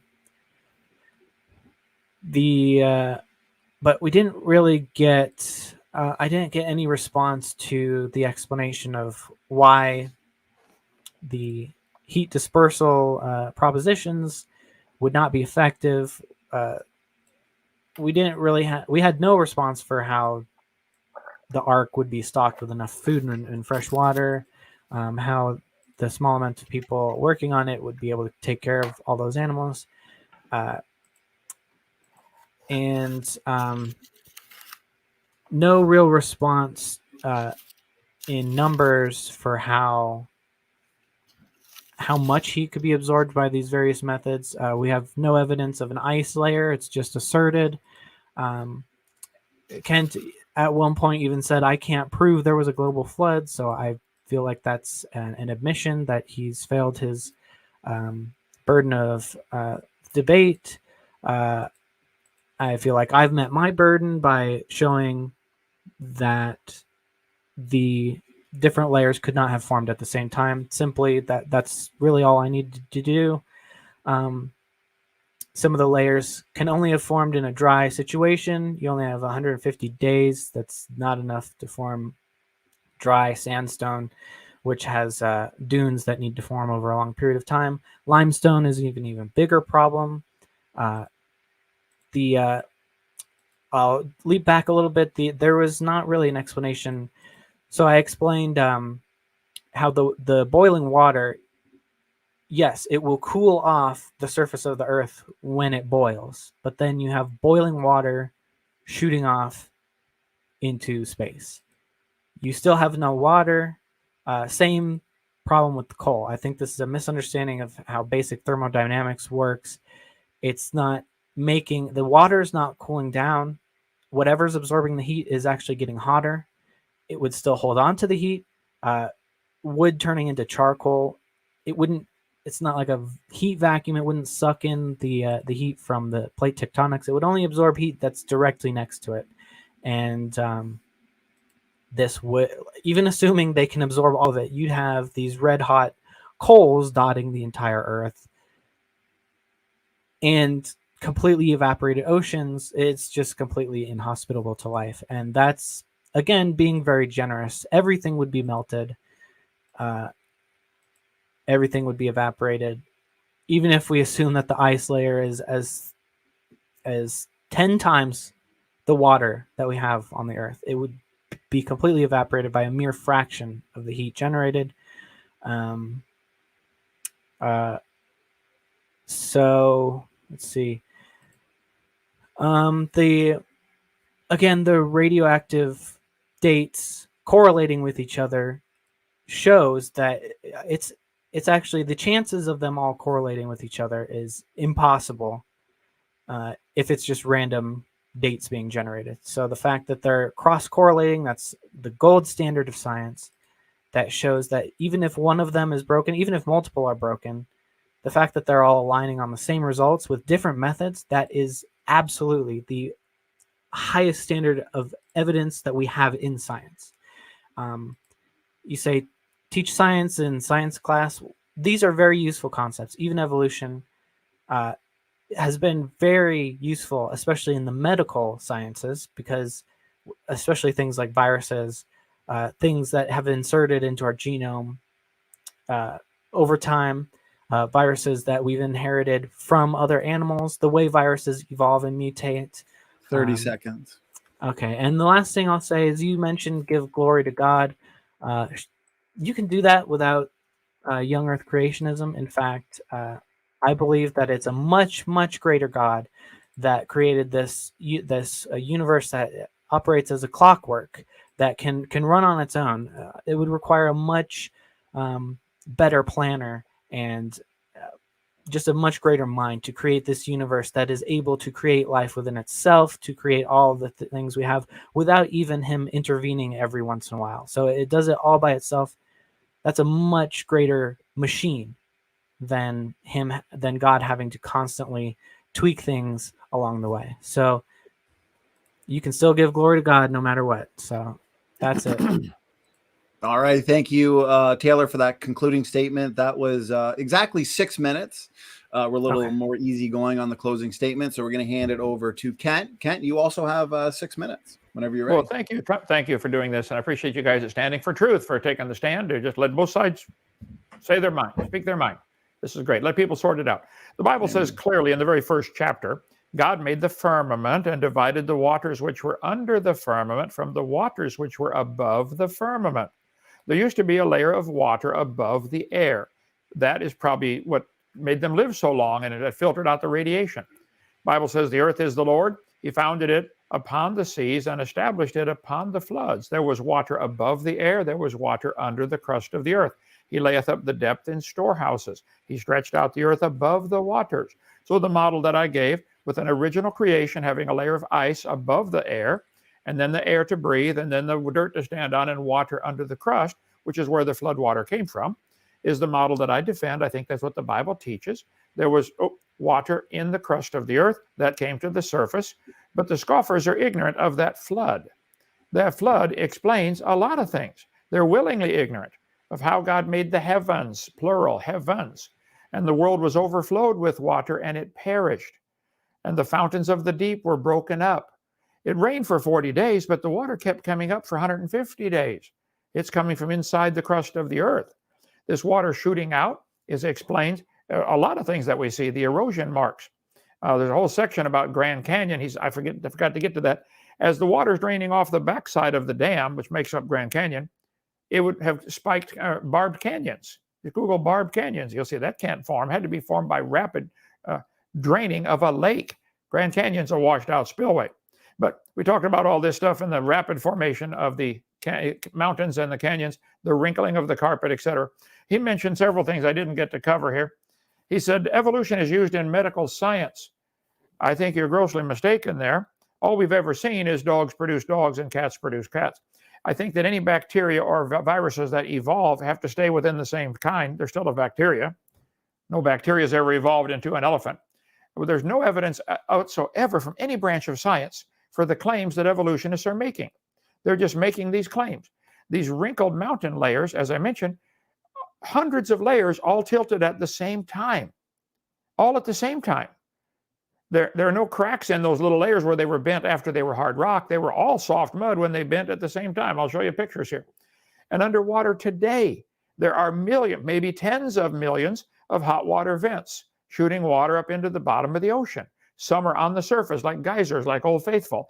Most are in the oceans because the earth is 70% underwater.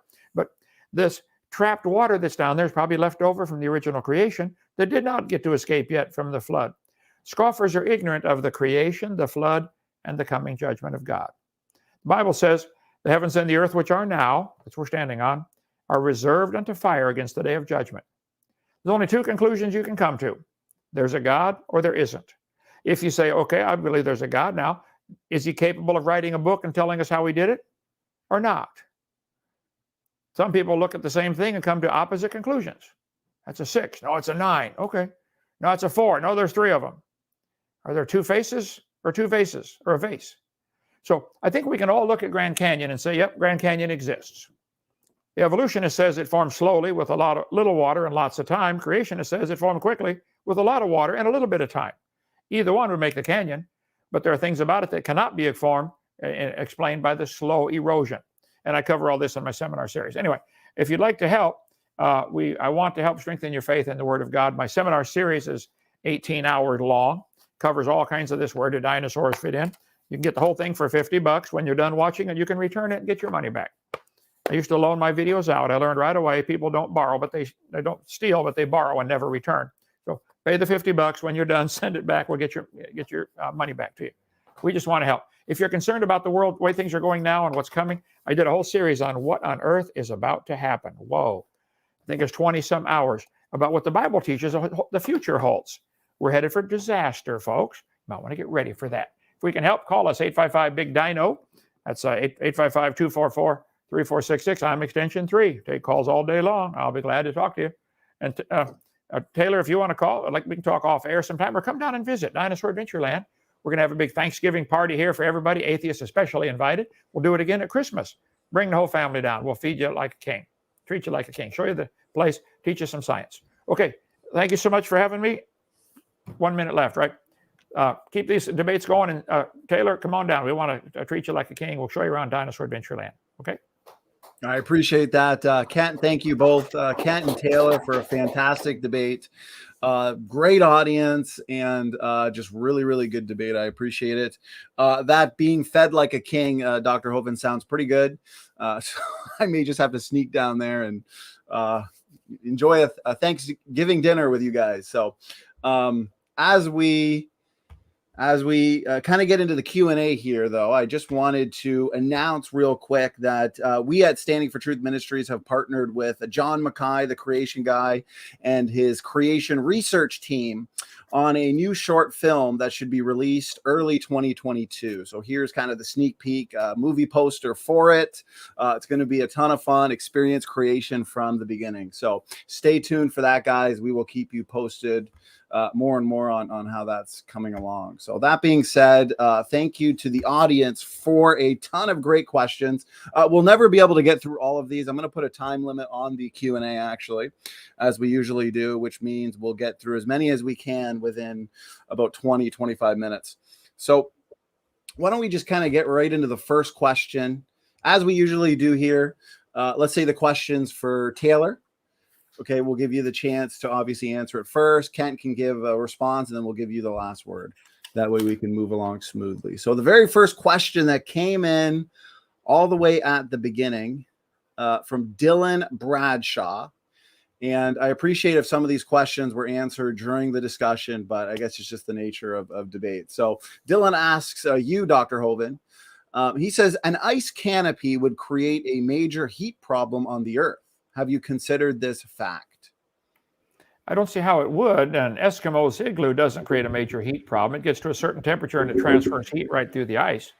I think that would be, I think he'd have to prove his point if he claims it would form. I mean, the Earth today has the atmosphere has layers. Nobody questions that. Troposphere, thermosphere, exosphere, ionosphere. Do those layers create a heat problem today? I think it all pretty well equalized. I have multiple layers of clothing on when it gets cold out to keep my body heat in. So I'd have to see him prove his point if he thinks he can make that statement, but that's not scientifically provable that an ice canopy would create a heat problem. Right, I appreciate that response. Kent, Snake, if you wanted to add a quick couple points, just make sure you unmute yourself. Go ahead. Yeah, I'll unmute you, Snake. Okay, oh, whoops. Yeah. No well, all I'll say, I guess, is it does seem like a canopy would not allow the radiative cooling. So that seems like a legitimate point. Okay, let's move on to the next question. This one comes in from Sean Mack. I appreciate it. Question for both. So he says, how does the Roche limit and the moon's gravity affect the ice sphere? Whoever wants to start. The ice canopy, I think he means. Yeah, that would be the limit that the closest the moon can orbit the Earth, I think. Mm-hmm. And yeah, I'm not sure where you think how far out the ice canopy is. So that would be hard to answer without that. But yeah, I think the moon recession is pretty interesting. It even at a linear rate, it could not have. It is more consistent with an old Earth. Okay, thank you, Taylor. Go ahead, Dr. Hovind. Well, if I recall, Roche's limit is 2.44 times the diameter of the larger planet or smaller planet. Let's take it the larger planet. Earth's 8,000 miles. So the radius, I think it was the diameter, yeah. So 8 times 2.44 is about 20,000 miles. So in other words, a moon cannot orbit within what's called Roche's limit. We see the scientific fact the moon that was going around our Earth is getting further away. It's been measured about 1.5 inches a year. The moon is getting farther from the Earth. Okay. Well, that means it used to be closer. Well, how much closer can you bring it before it creates a problem? You cannot get within Roche's limit. Gravity will collapse the orbit, just like two magnets getting close together and they snap together at a certain point. So the moon's receding, the moon leaving the Earth is another powerful evidence it cannot be billions of years old. If I told you this ink pen was 5,000 years old, you'd say, come on, Hovind, that's a Bic pen, and Bic wasn't even a company till after World War II. Just that one fact. Bic created the pen, and Bic didn't exist till after World War II. You just proved my 5,000-year claim wrong. Now, I still don't know when the pen was made, and nor do I care, but I know it was made after World War II. It was a ballpoint pen. Plastics weren't invented. I don't know. You could systematically prove my 5,000-year claim for this pen is wrong. I think I can easily prove that billions of year claim for the Earth is wrong.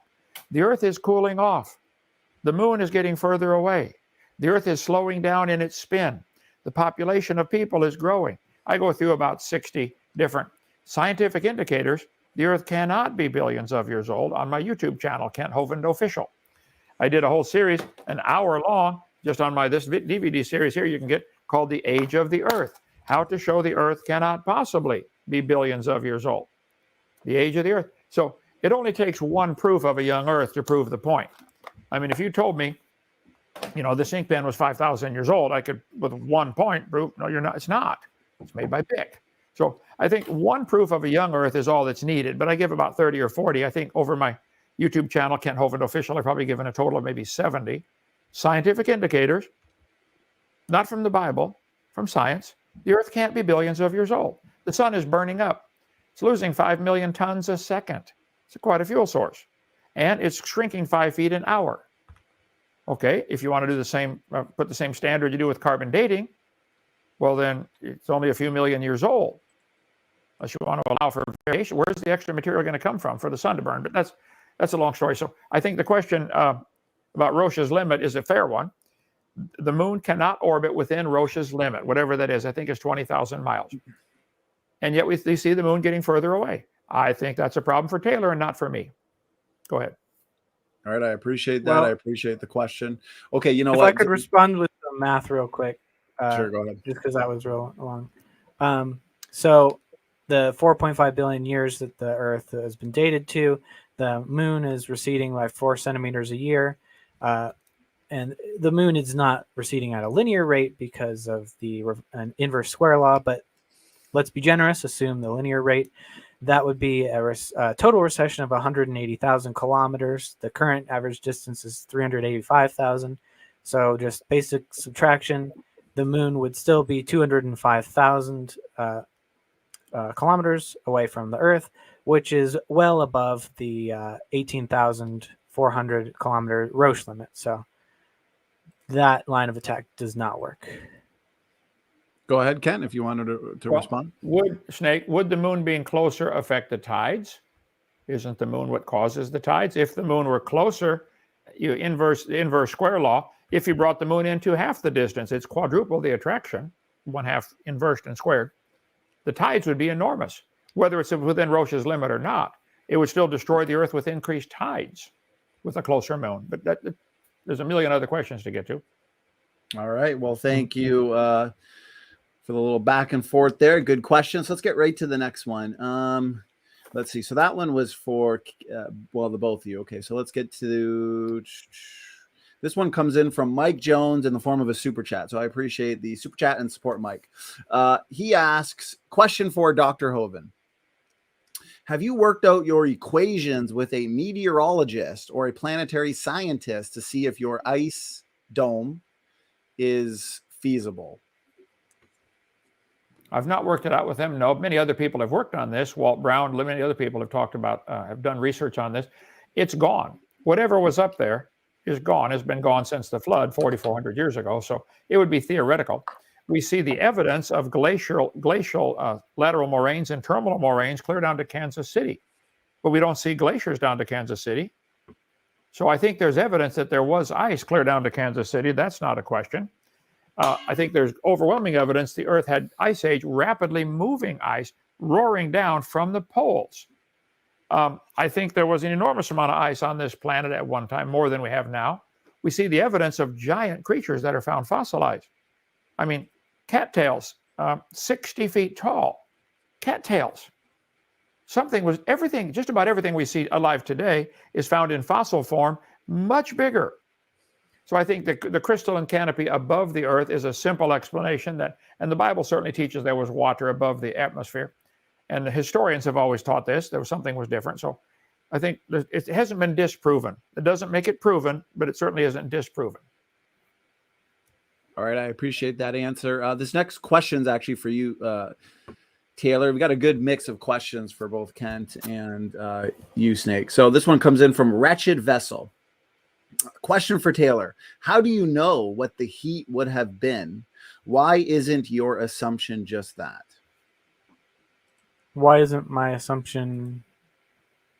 I don't get that part of the question. I'm not 100% sure. I just read it word for word. So how do you know what the heat would have been? Why isn't? So I guess he's saying, what's your assumption behind the so-called heat problem?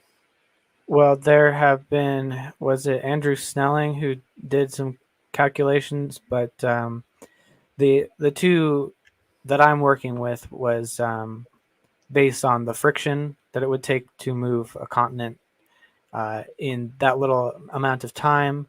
I might have the exact joules around here somewhere written down, but another one, you can pretty easily calculate the heat that's generated from radioactive decay, and all you do is just multiply that by the time that it takes. So, and that is extremely enormous. All right, I appreciate but that. I only remember the proportions. So the friction would cause 22.7 times the amount that it would take to boil off 400% of the Earth's oceans. So, all right. Quick response. Sure, go ahead. All the arguments about the heat from the continents sliding, I think there's no question the continents have moved, they've wrinkled, but they're all ignoring the fact that the Bible clearly teaches there was water under the crust of the Earth. As that water is escaping while the crust is being contorted, that's going to alleviate the friction. It's a lubrication. So I think they're completely ignoring that. They're claiming the continents were moved, dry rock sliding over dry rock, which is not true. So that we'll cover on my video number 6, more on that, about the continents moving around and the shapes of the continents. They say the shapes of the continents prove they used to fit together. Guys, they say North America, South America, and Africa seem to fit. So if you walk out there, you'll find out there's dirt under the oceans all the way across. Might have to get a long pair of stilts, but you could walk across. So yeah, the continents never were connected. My house and the neighbor's house would fit perfectly if you joined them together. Doesn't prove they were together. There's dirt at the bottom of the oceans, guys. The continents might have slid a little bit and moved around, but you can't go by the shapes and the stupid Pangea theory. Get my video 6 for more on that. All right, thanks for that response, Kent. Yeah. So Baumgartner calculated 10 to the 28th joules of heat energy from subduction alone. Tell him to give me a call. We'll talk about that. All right. All right, let's move on, guys. Great job so far. So this one comes in from One God Is Now Here in the form of a super chat. I appreciate it. So question for Taylor. When previously deep time dated fossils of organisms are found alive today, do you agree that it's scientific when scientists call these living fossils rather than admitting science may have got it wrong? It's colloquial. I can share a picture of the living fossil coelacanth. They have changed a lot they're only called living fossils because, I mean, we even call crocodiles living fossils, and it's not a scientific term; it's just colloquial because they haven't changed much, but there's still measurable changes. There's nothing in evolution that says that the overall body plan can't remain the same. And then, if you guys are interested, I'm sharing the screen right now. So there's measurable, very noticeable differences in the different coelacanth. Over time, the last one is the modern coelacanth. You can see that their body shape changes a lot over time, but they were just surprised that there are still some around. So nothing too surprising there. All right, thank you for the visual and the response. Snake, Dr. Hovind, if you wanted to add anything, go ahead. Well, I think you'll find many animals alive today are also found as fossils, many thousands of them. And almost always they're bigger in the fossil record. Fossil dragonflies, 50-inch wingspan. I broke my back years ago and I can't sit very long. I'm about done sitting here, guys. But I think that the fossil evidence of 8-foot beaver fossils, and the biggest one today is 2.5 feet. A beaver, fossil, all kinds of things, fossil centipedes, 8 feet long. So I think the only explanation I can see for that is the world at one time, I'm going to say before the flood, was very different, had increased air pressure. Insects especially, since they breathe through their skin, they have to have increased air pressure. Because as an insect enlarges, you have a surface area to volume ratio problem. If you take a 1 by 1 by 1 cube, it's got 6 square inches of skin and 1 inch of volume.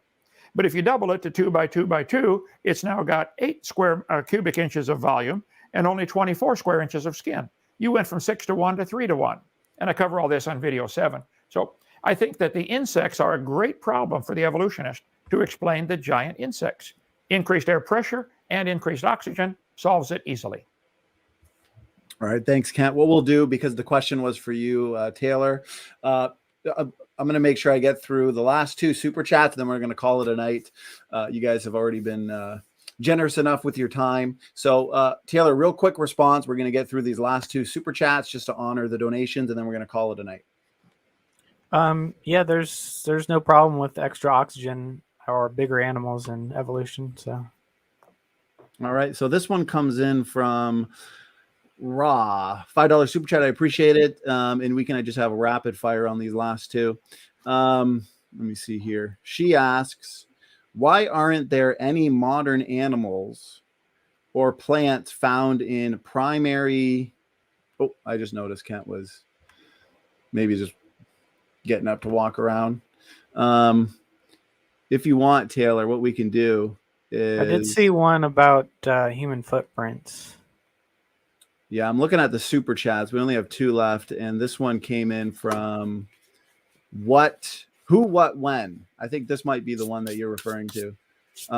Actually, this one has to do with stasis, which we just kind of talked about. So why don't we? Yeah. Which one did you see with footprints? We can end it with a question for you. Something about, am I aware that there are footprints in the limestone? Yeah, I'm looking through here. Well, what we'll do is just these last couple super chats. There's too many here to funnel through. So, Dr. Hovind, why aren't there any modern animals or plants found in primary charts of Archean age?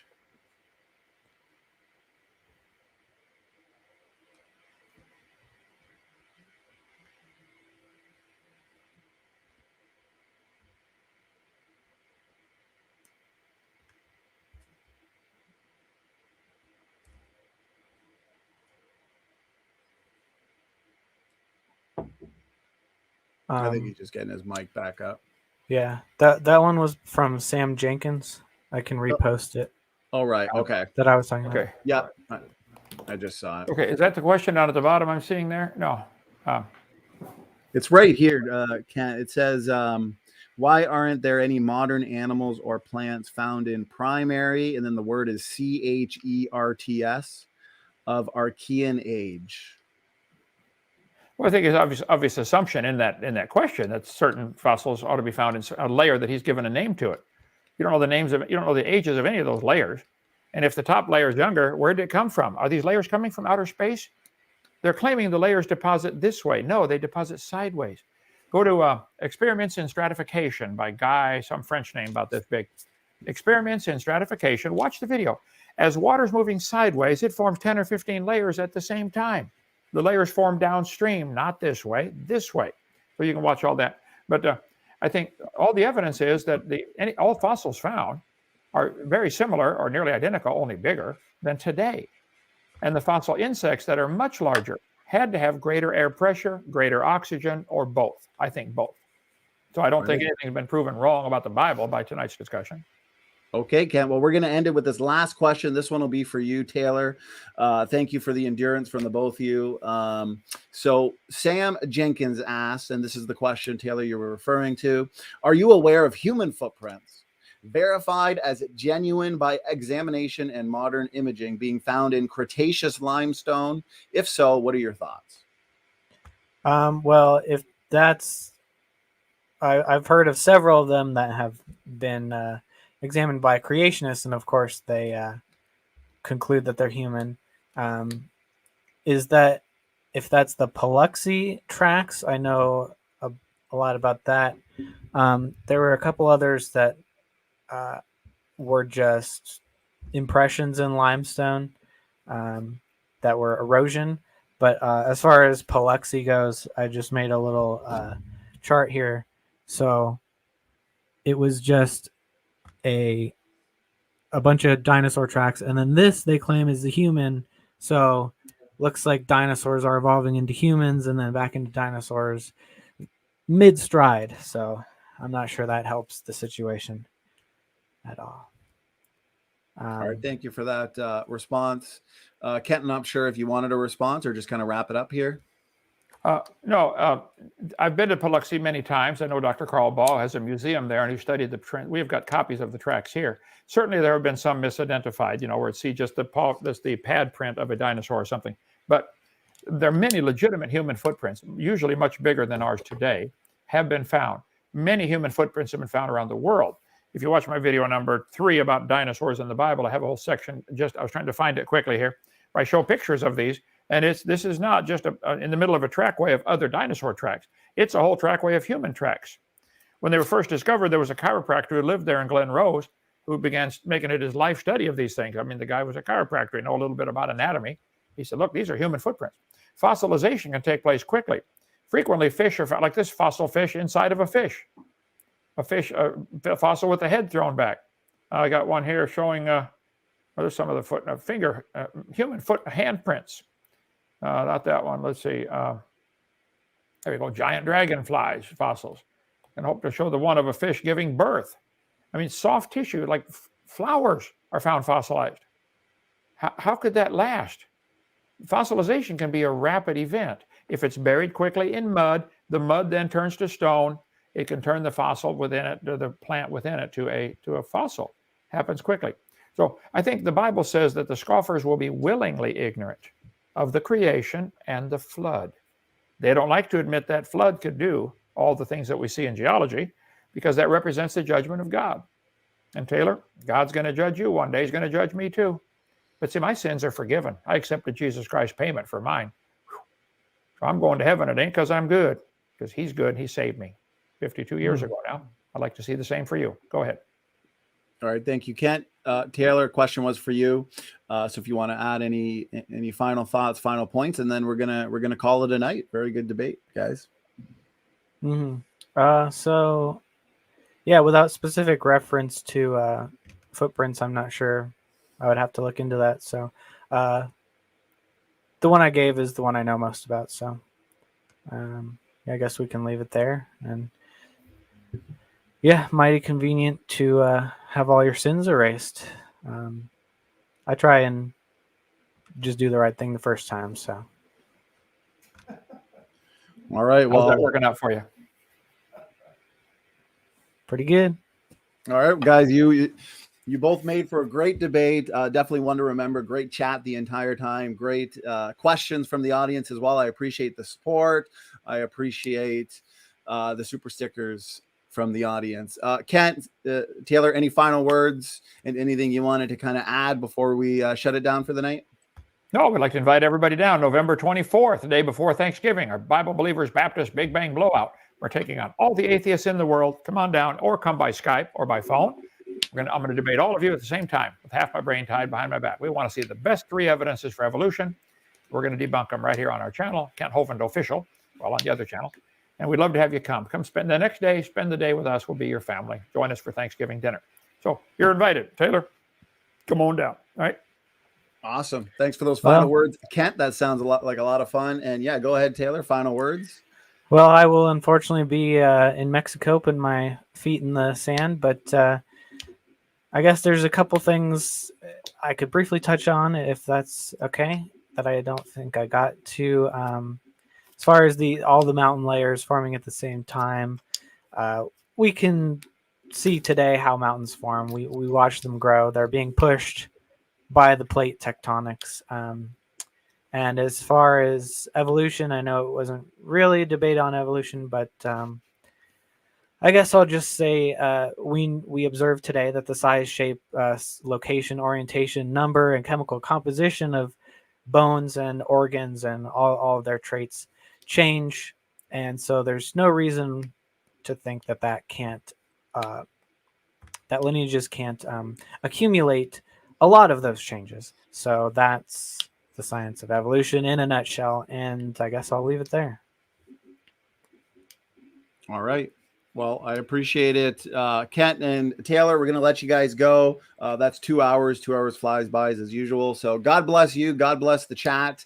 And Standing for Truth is out.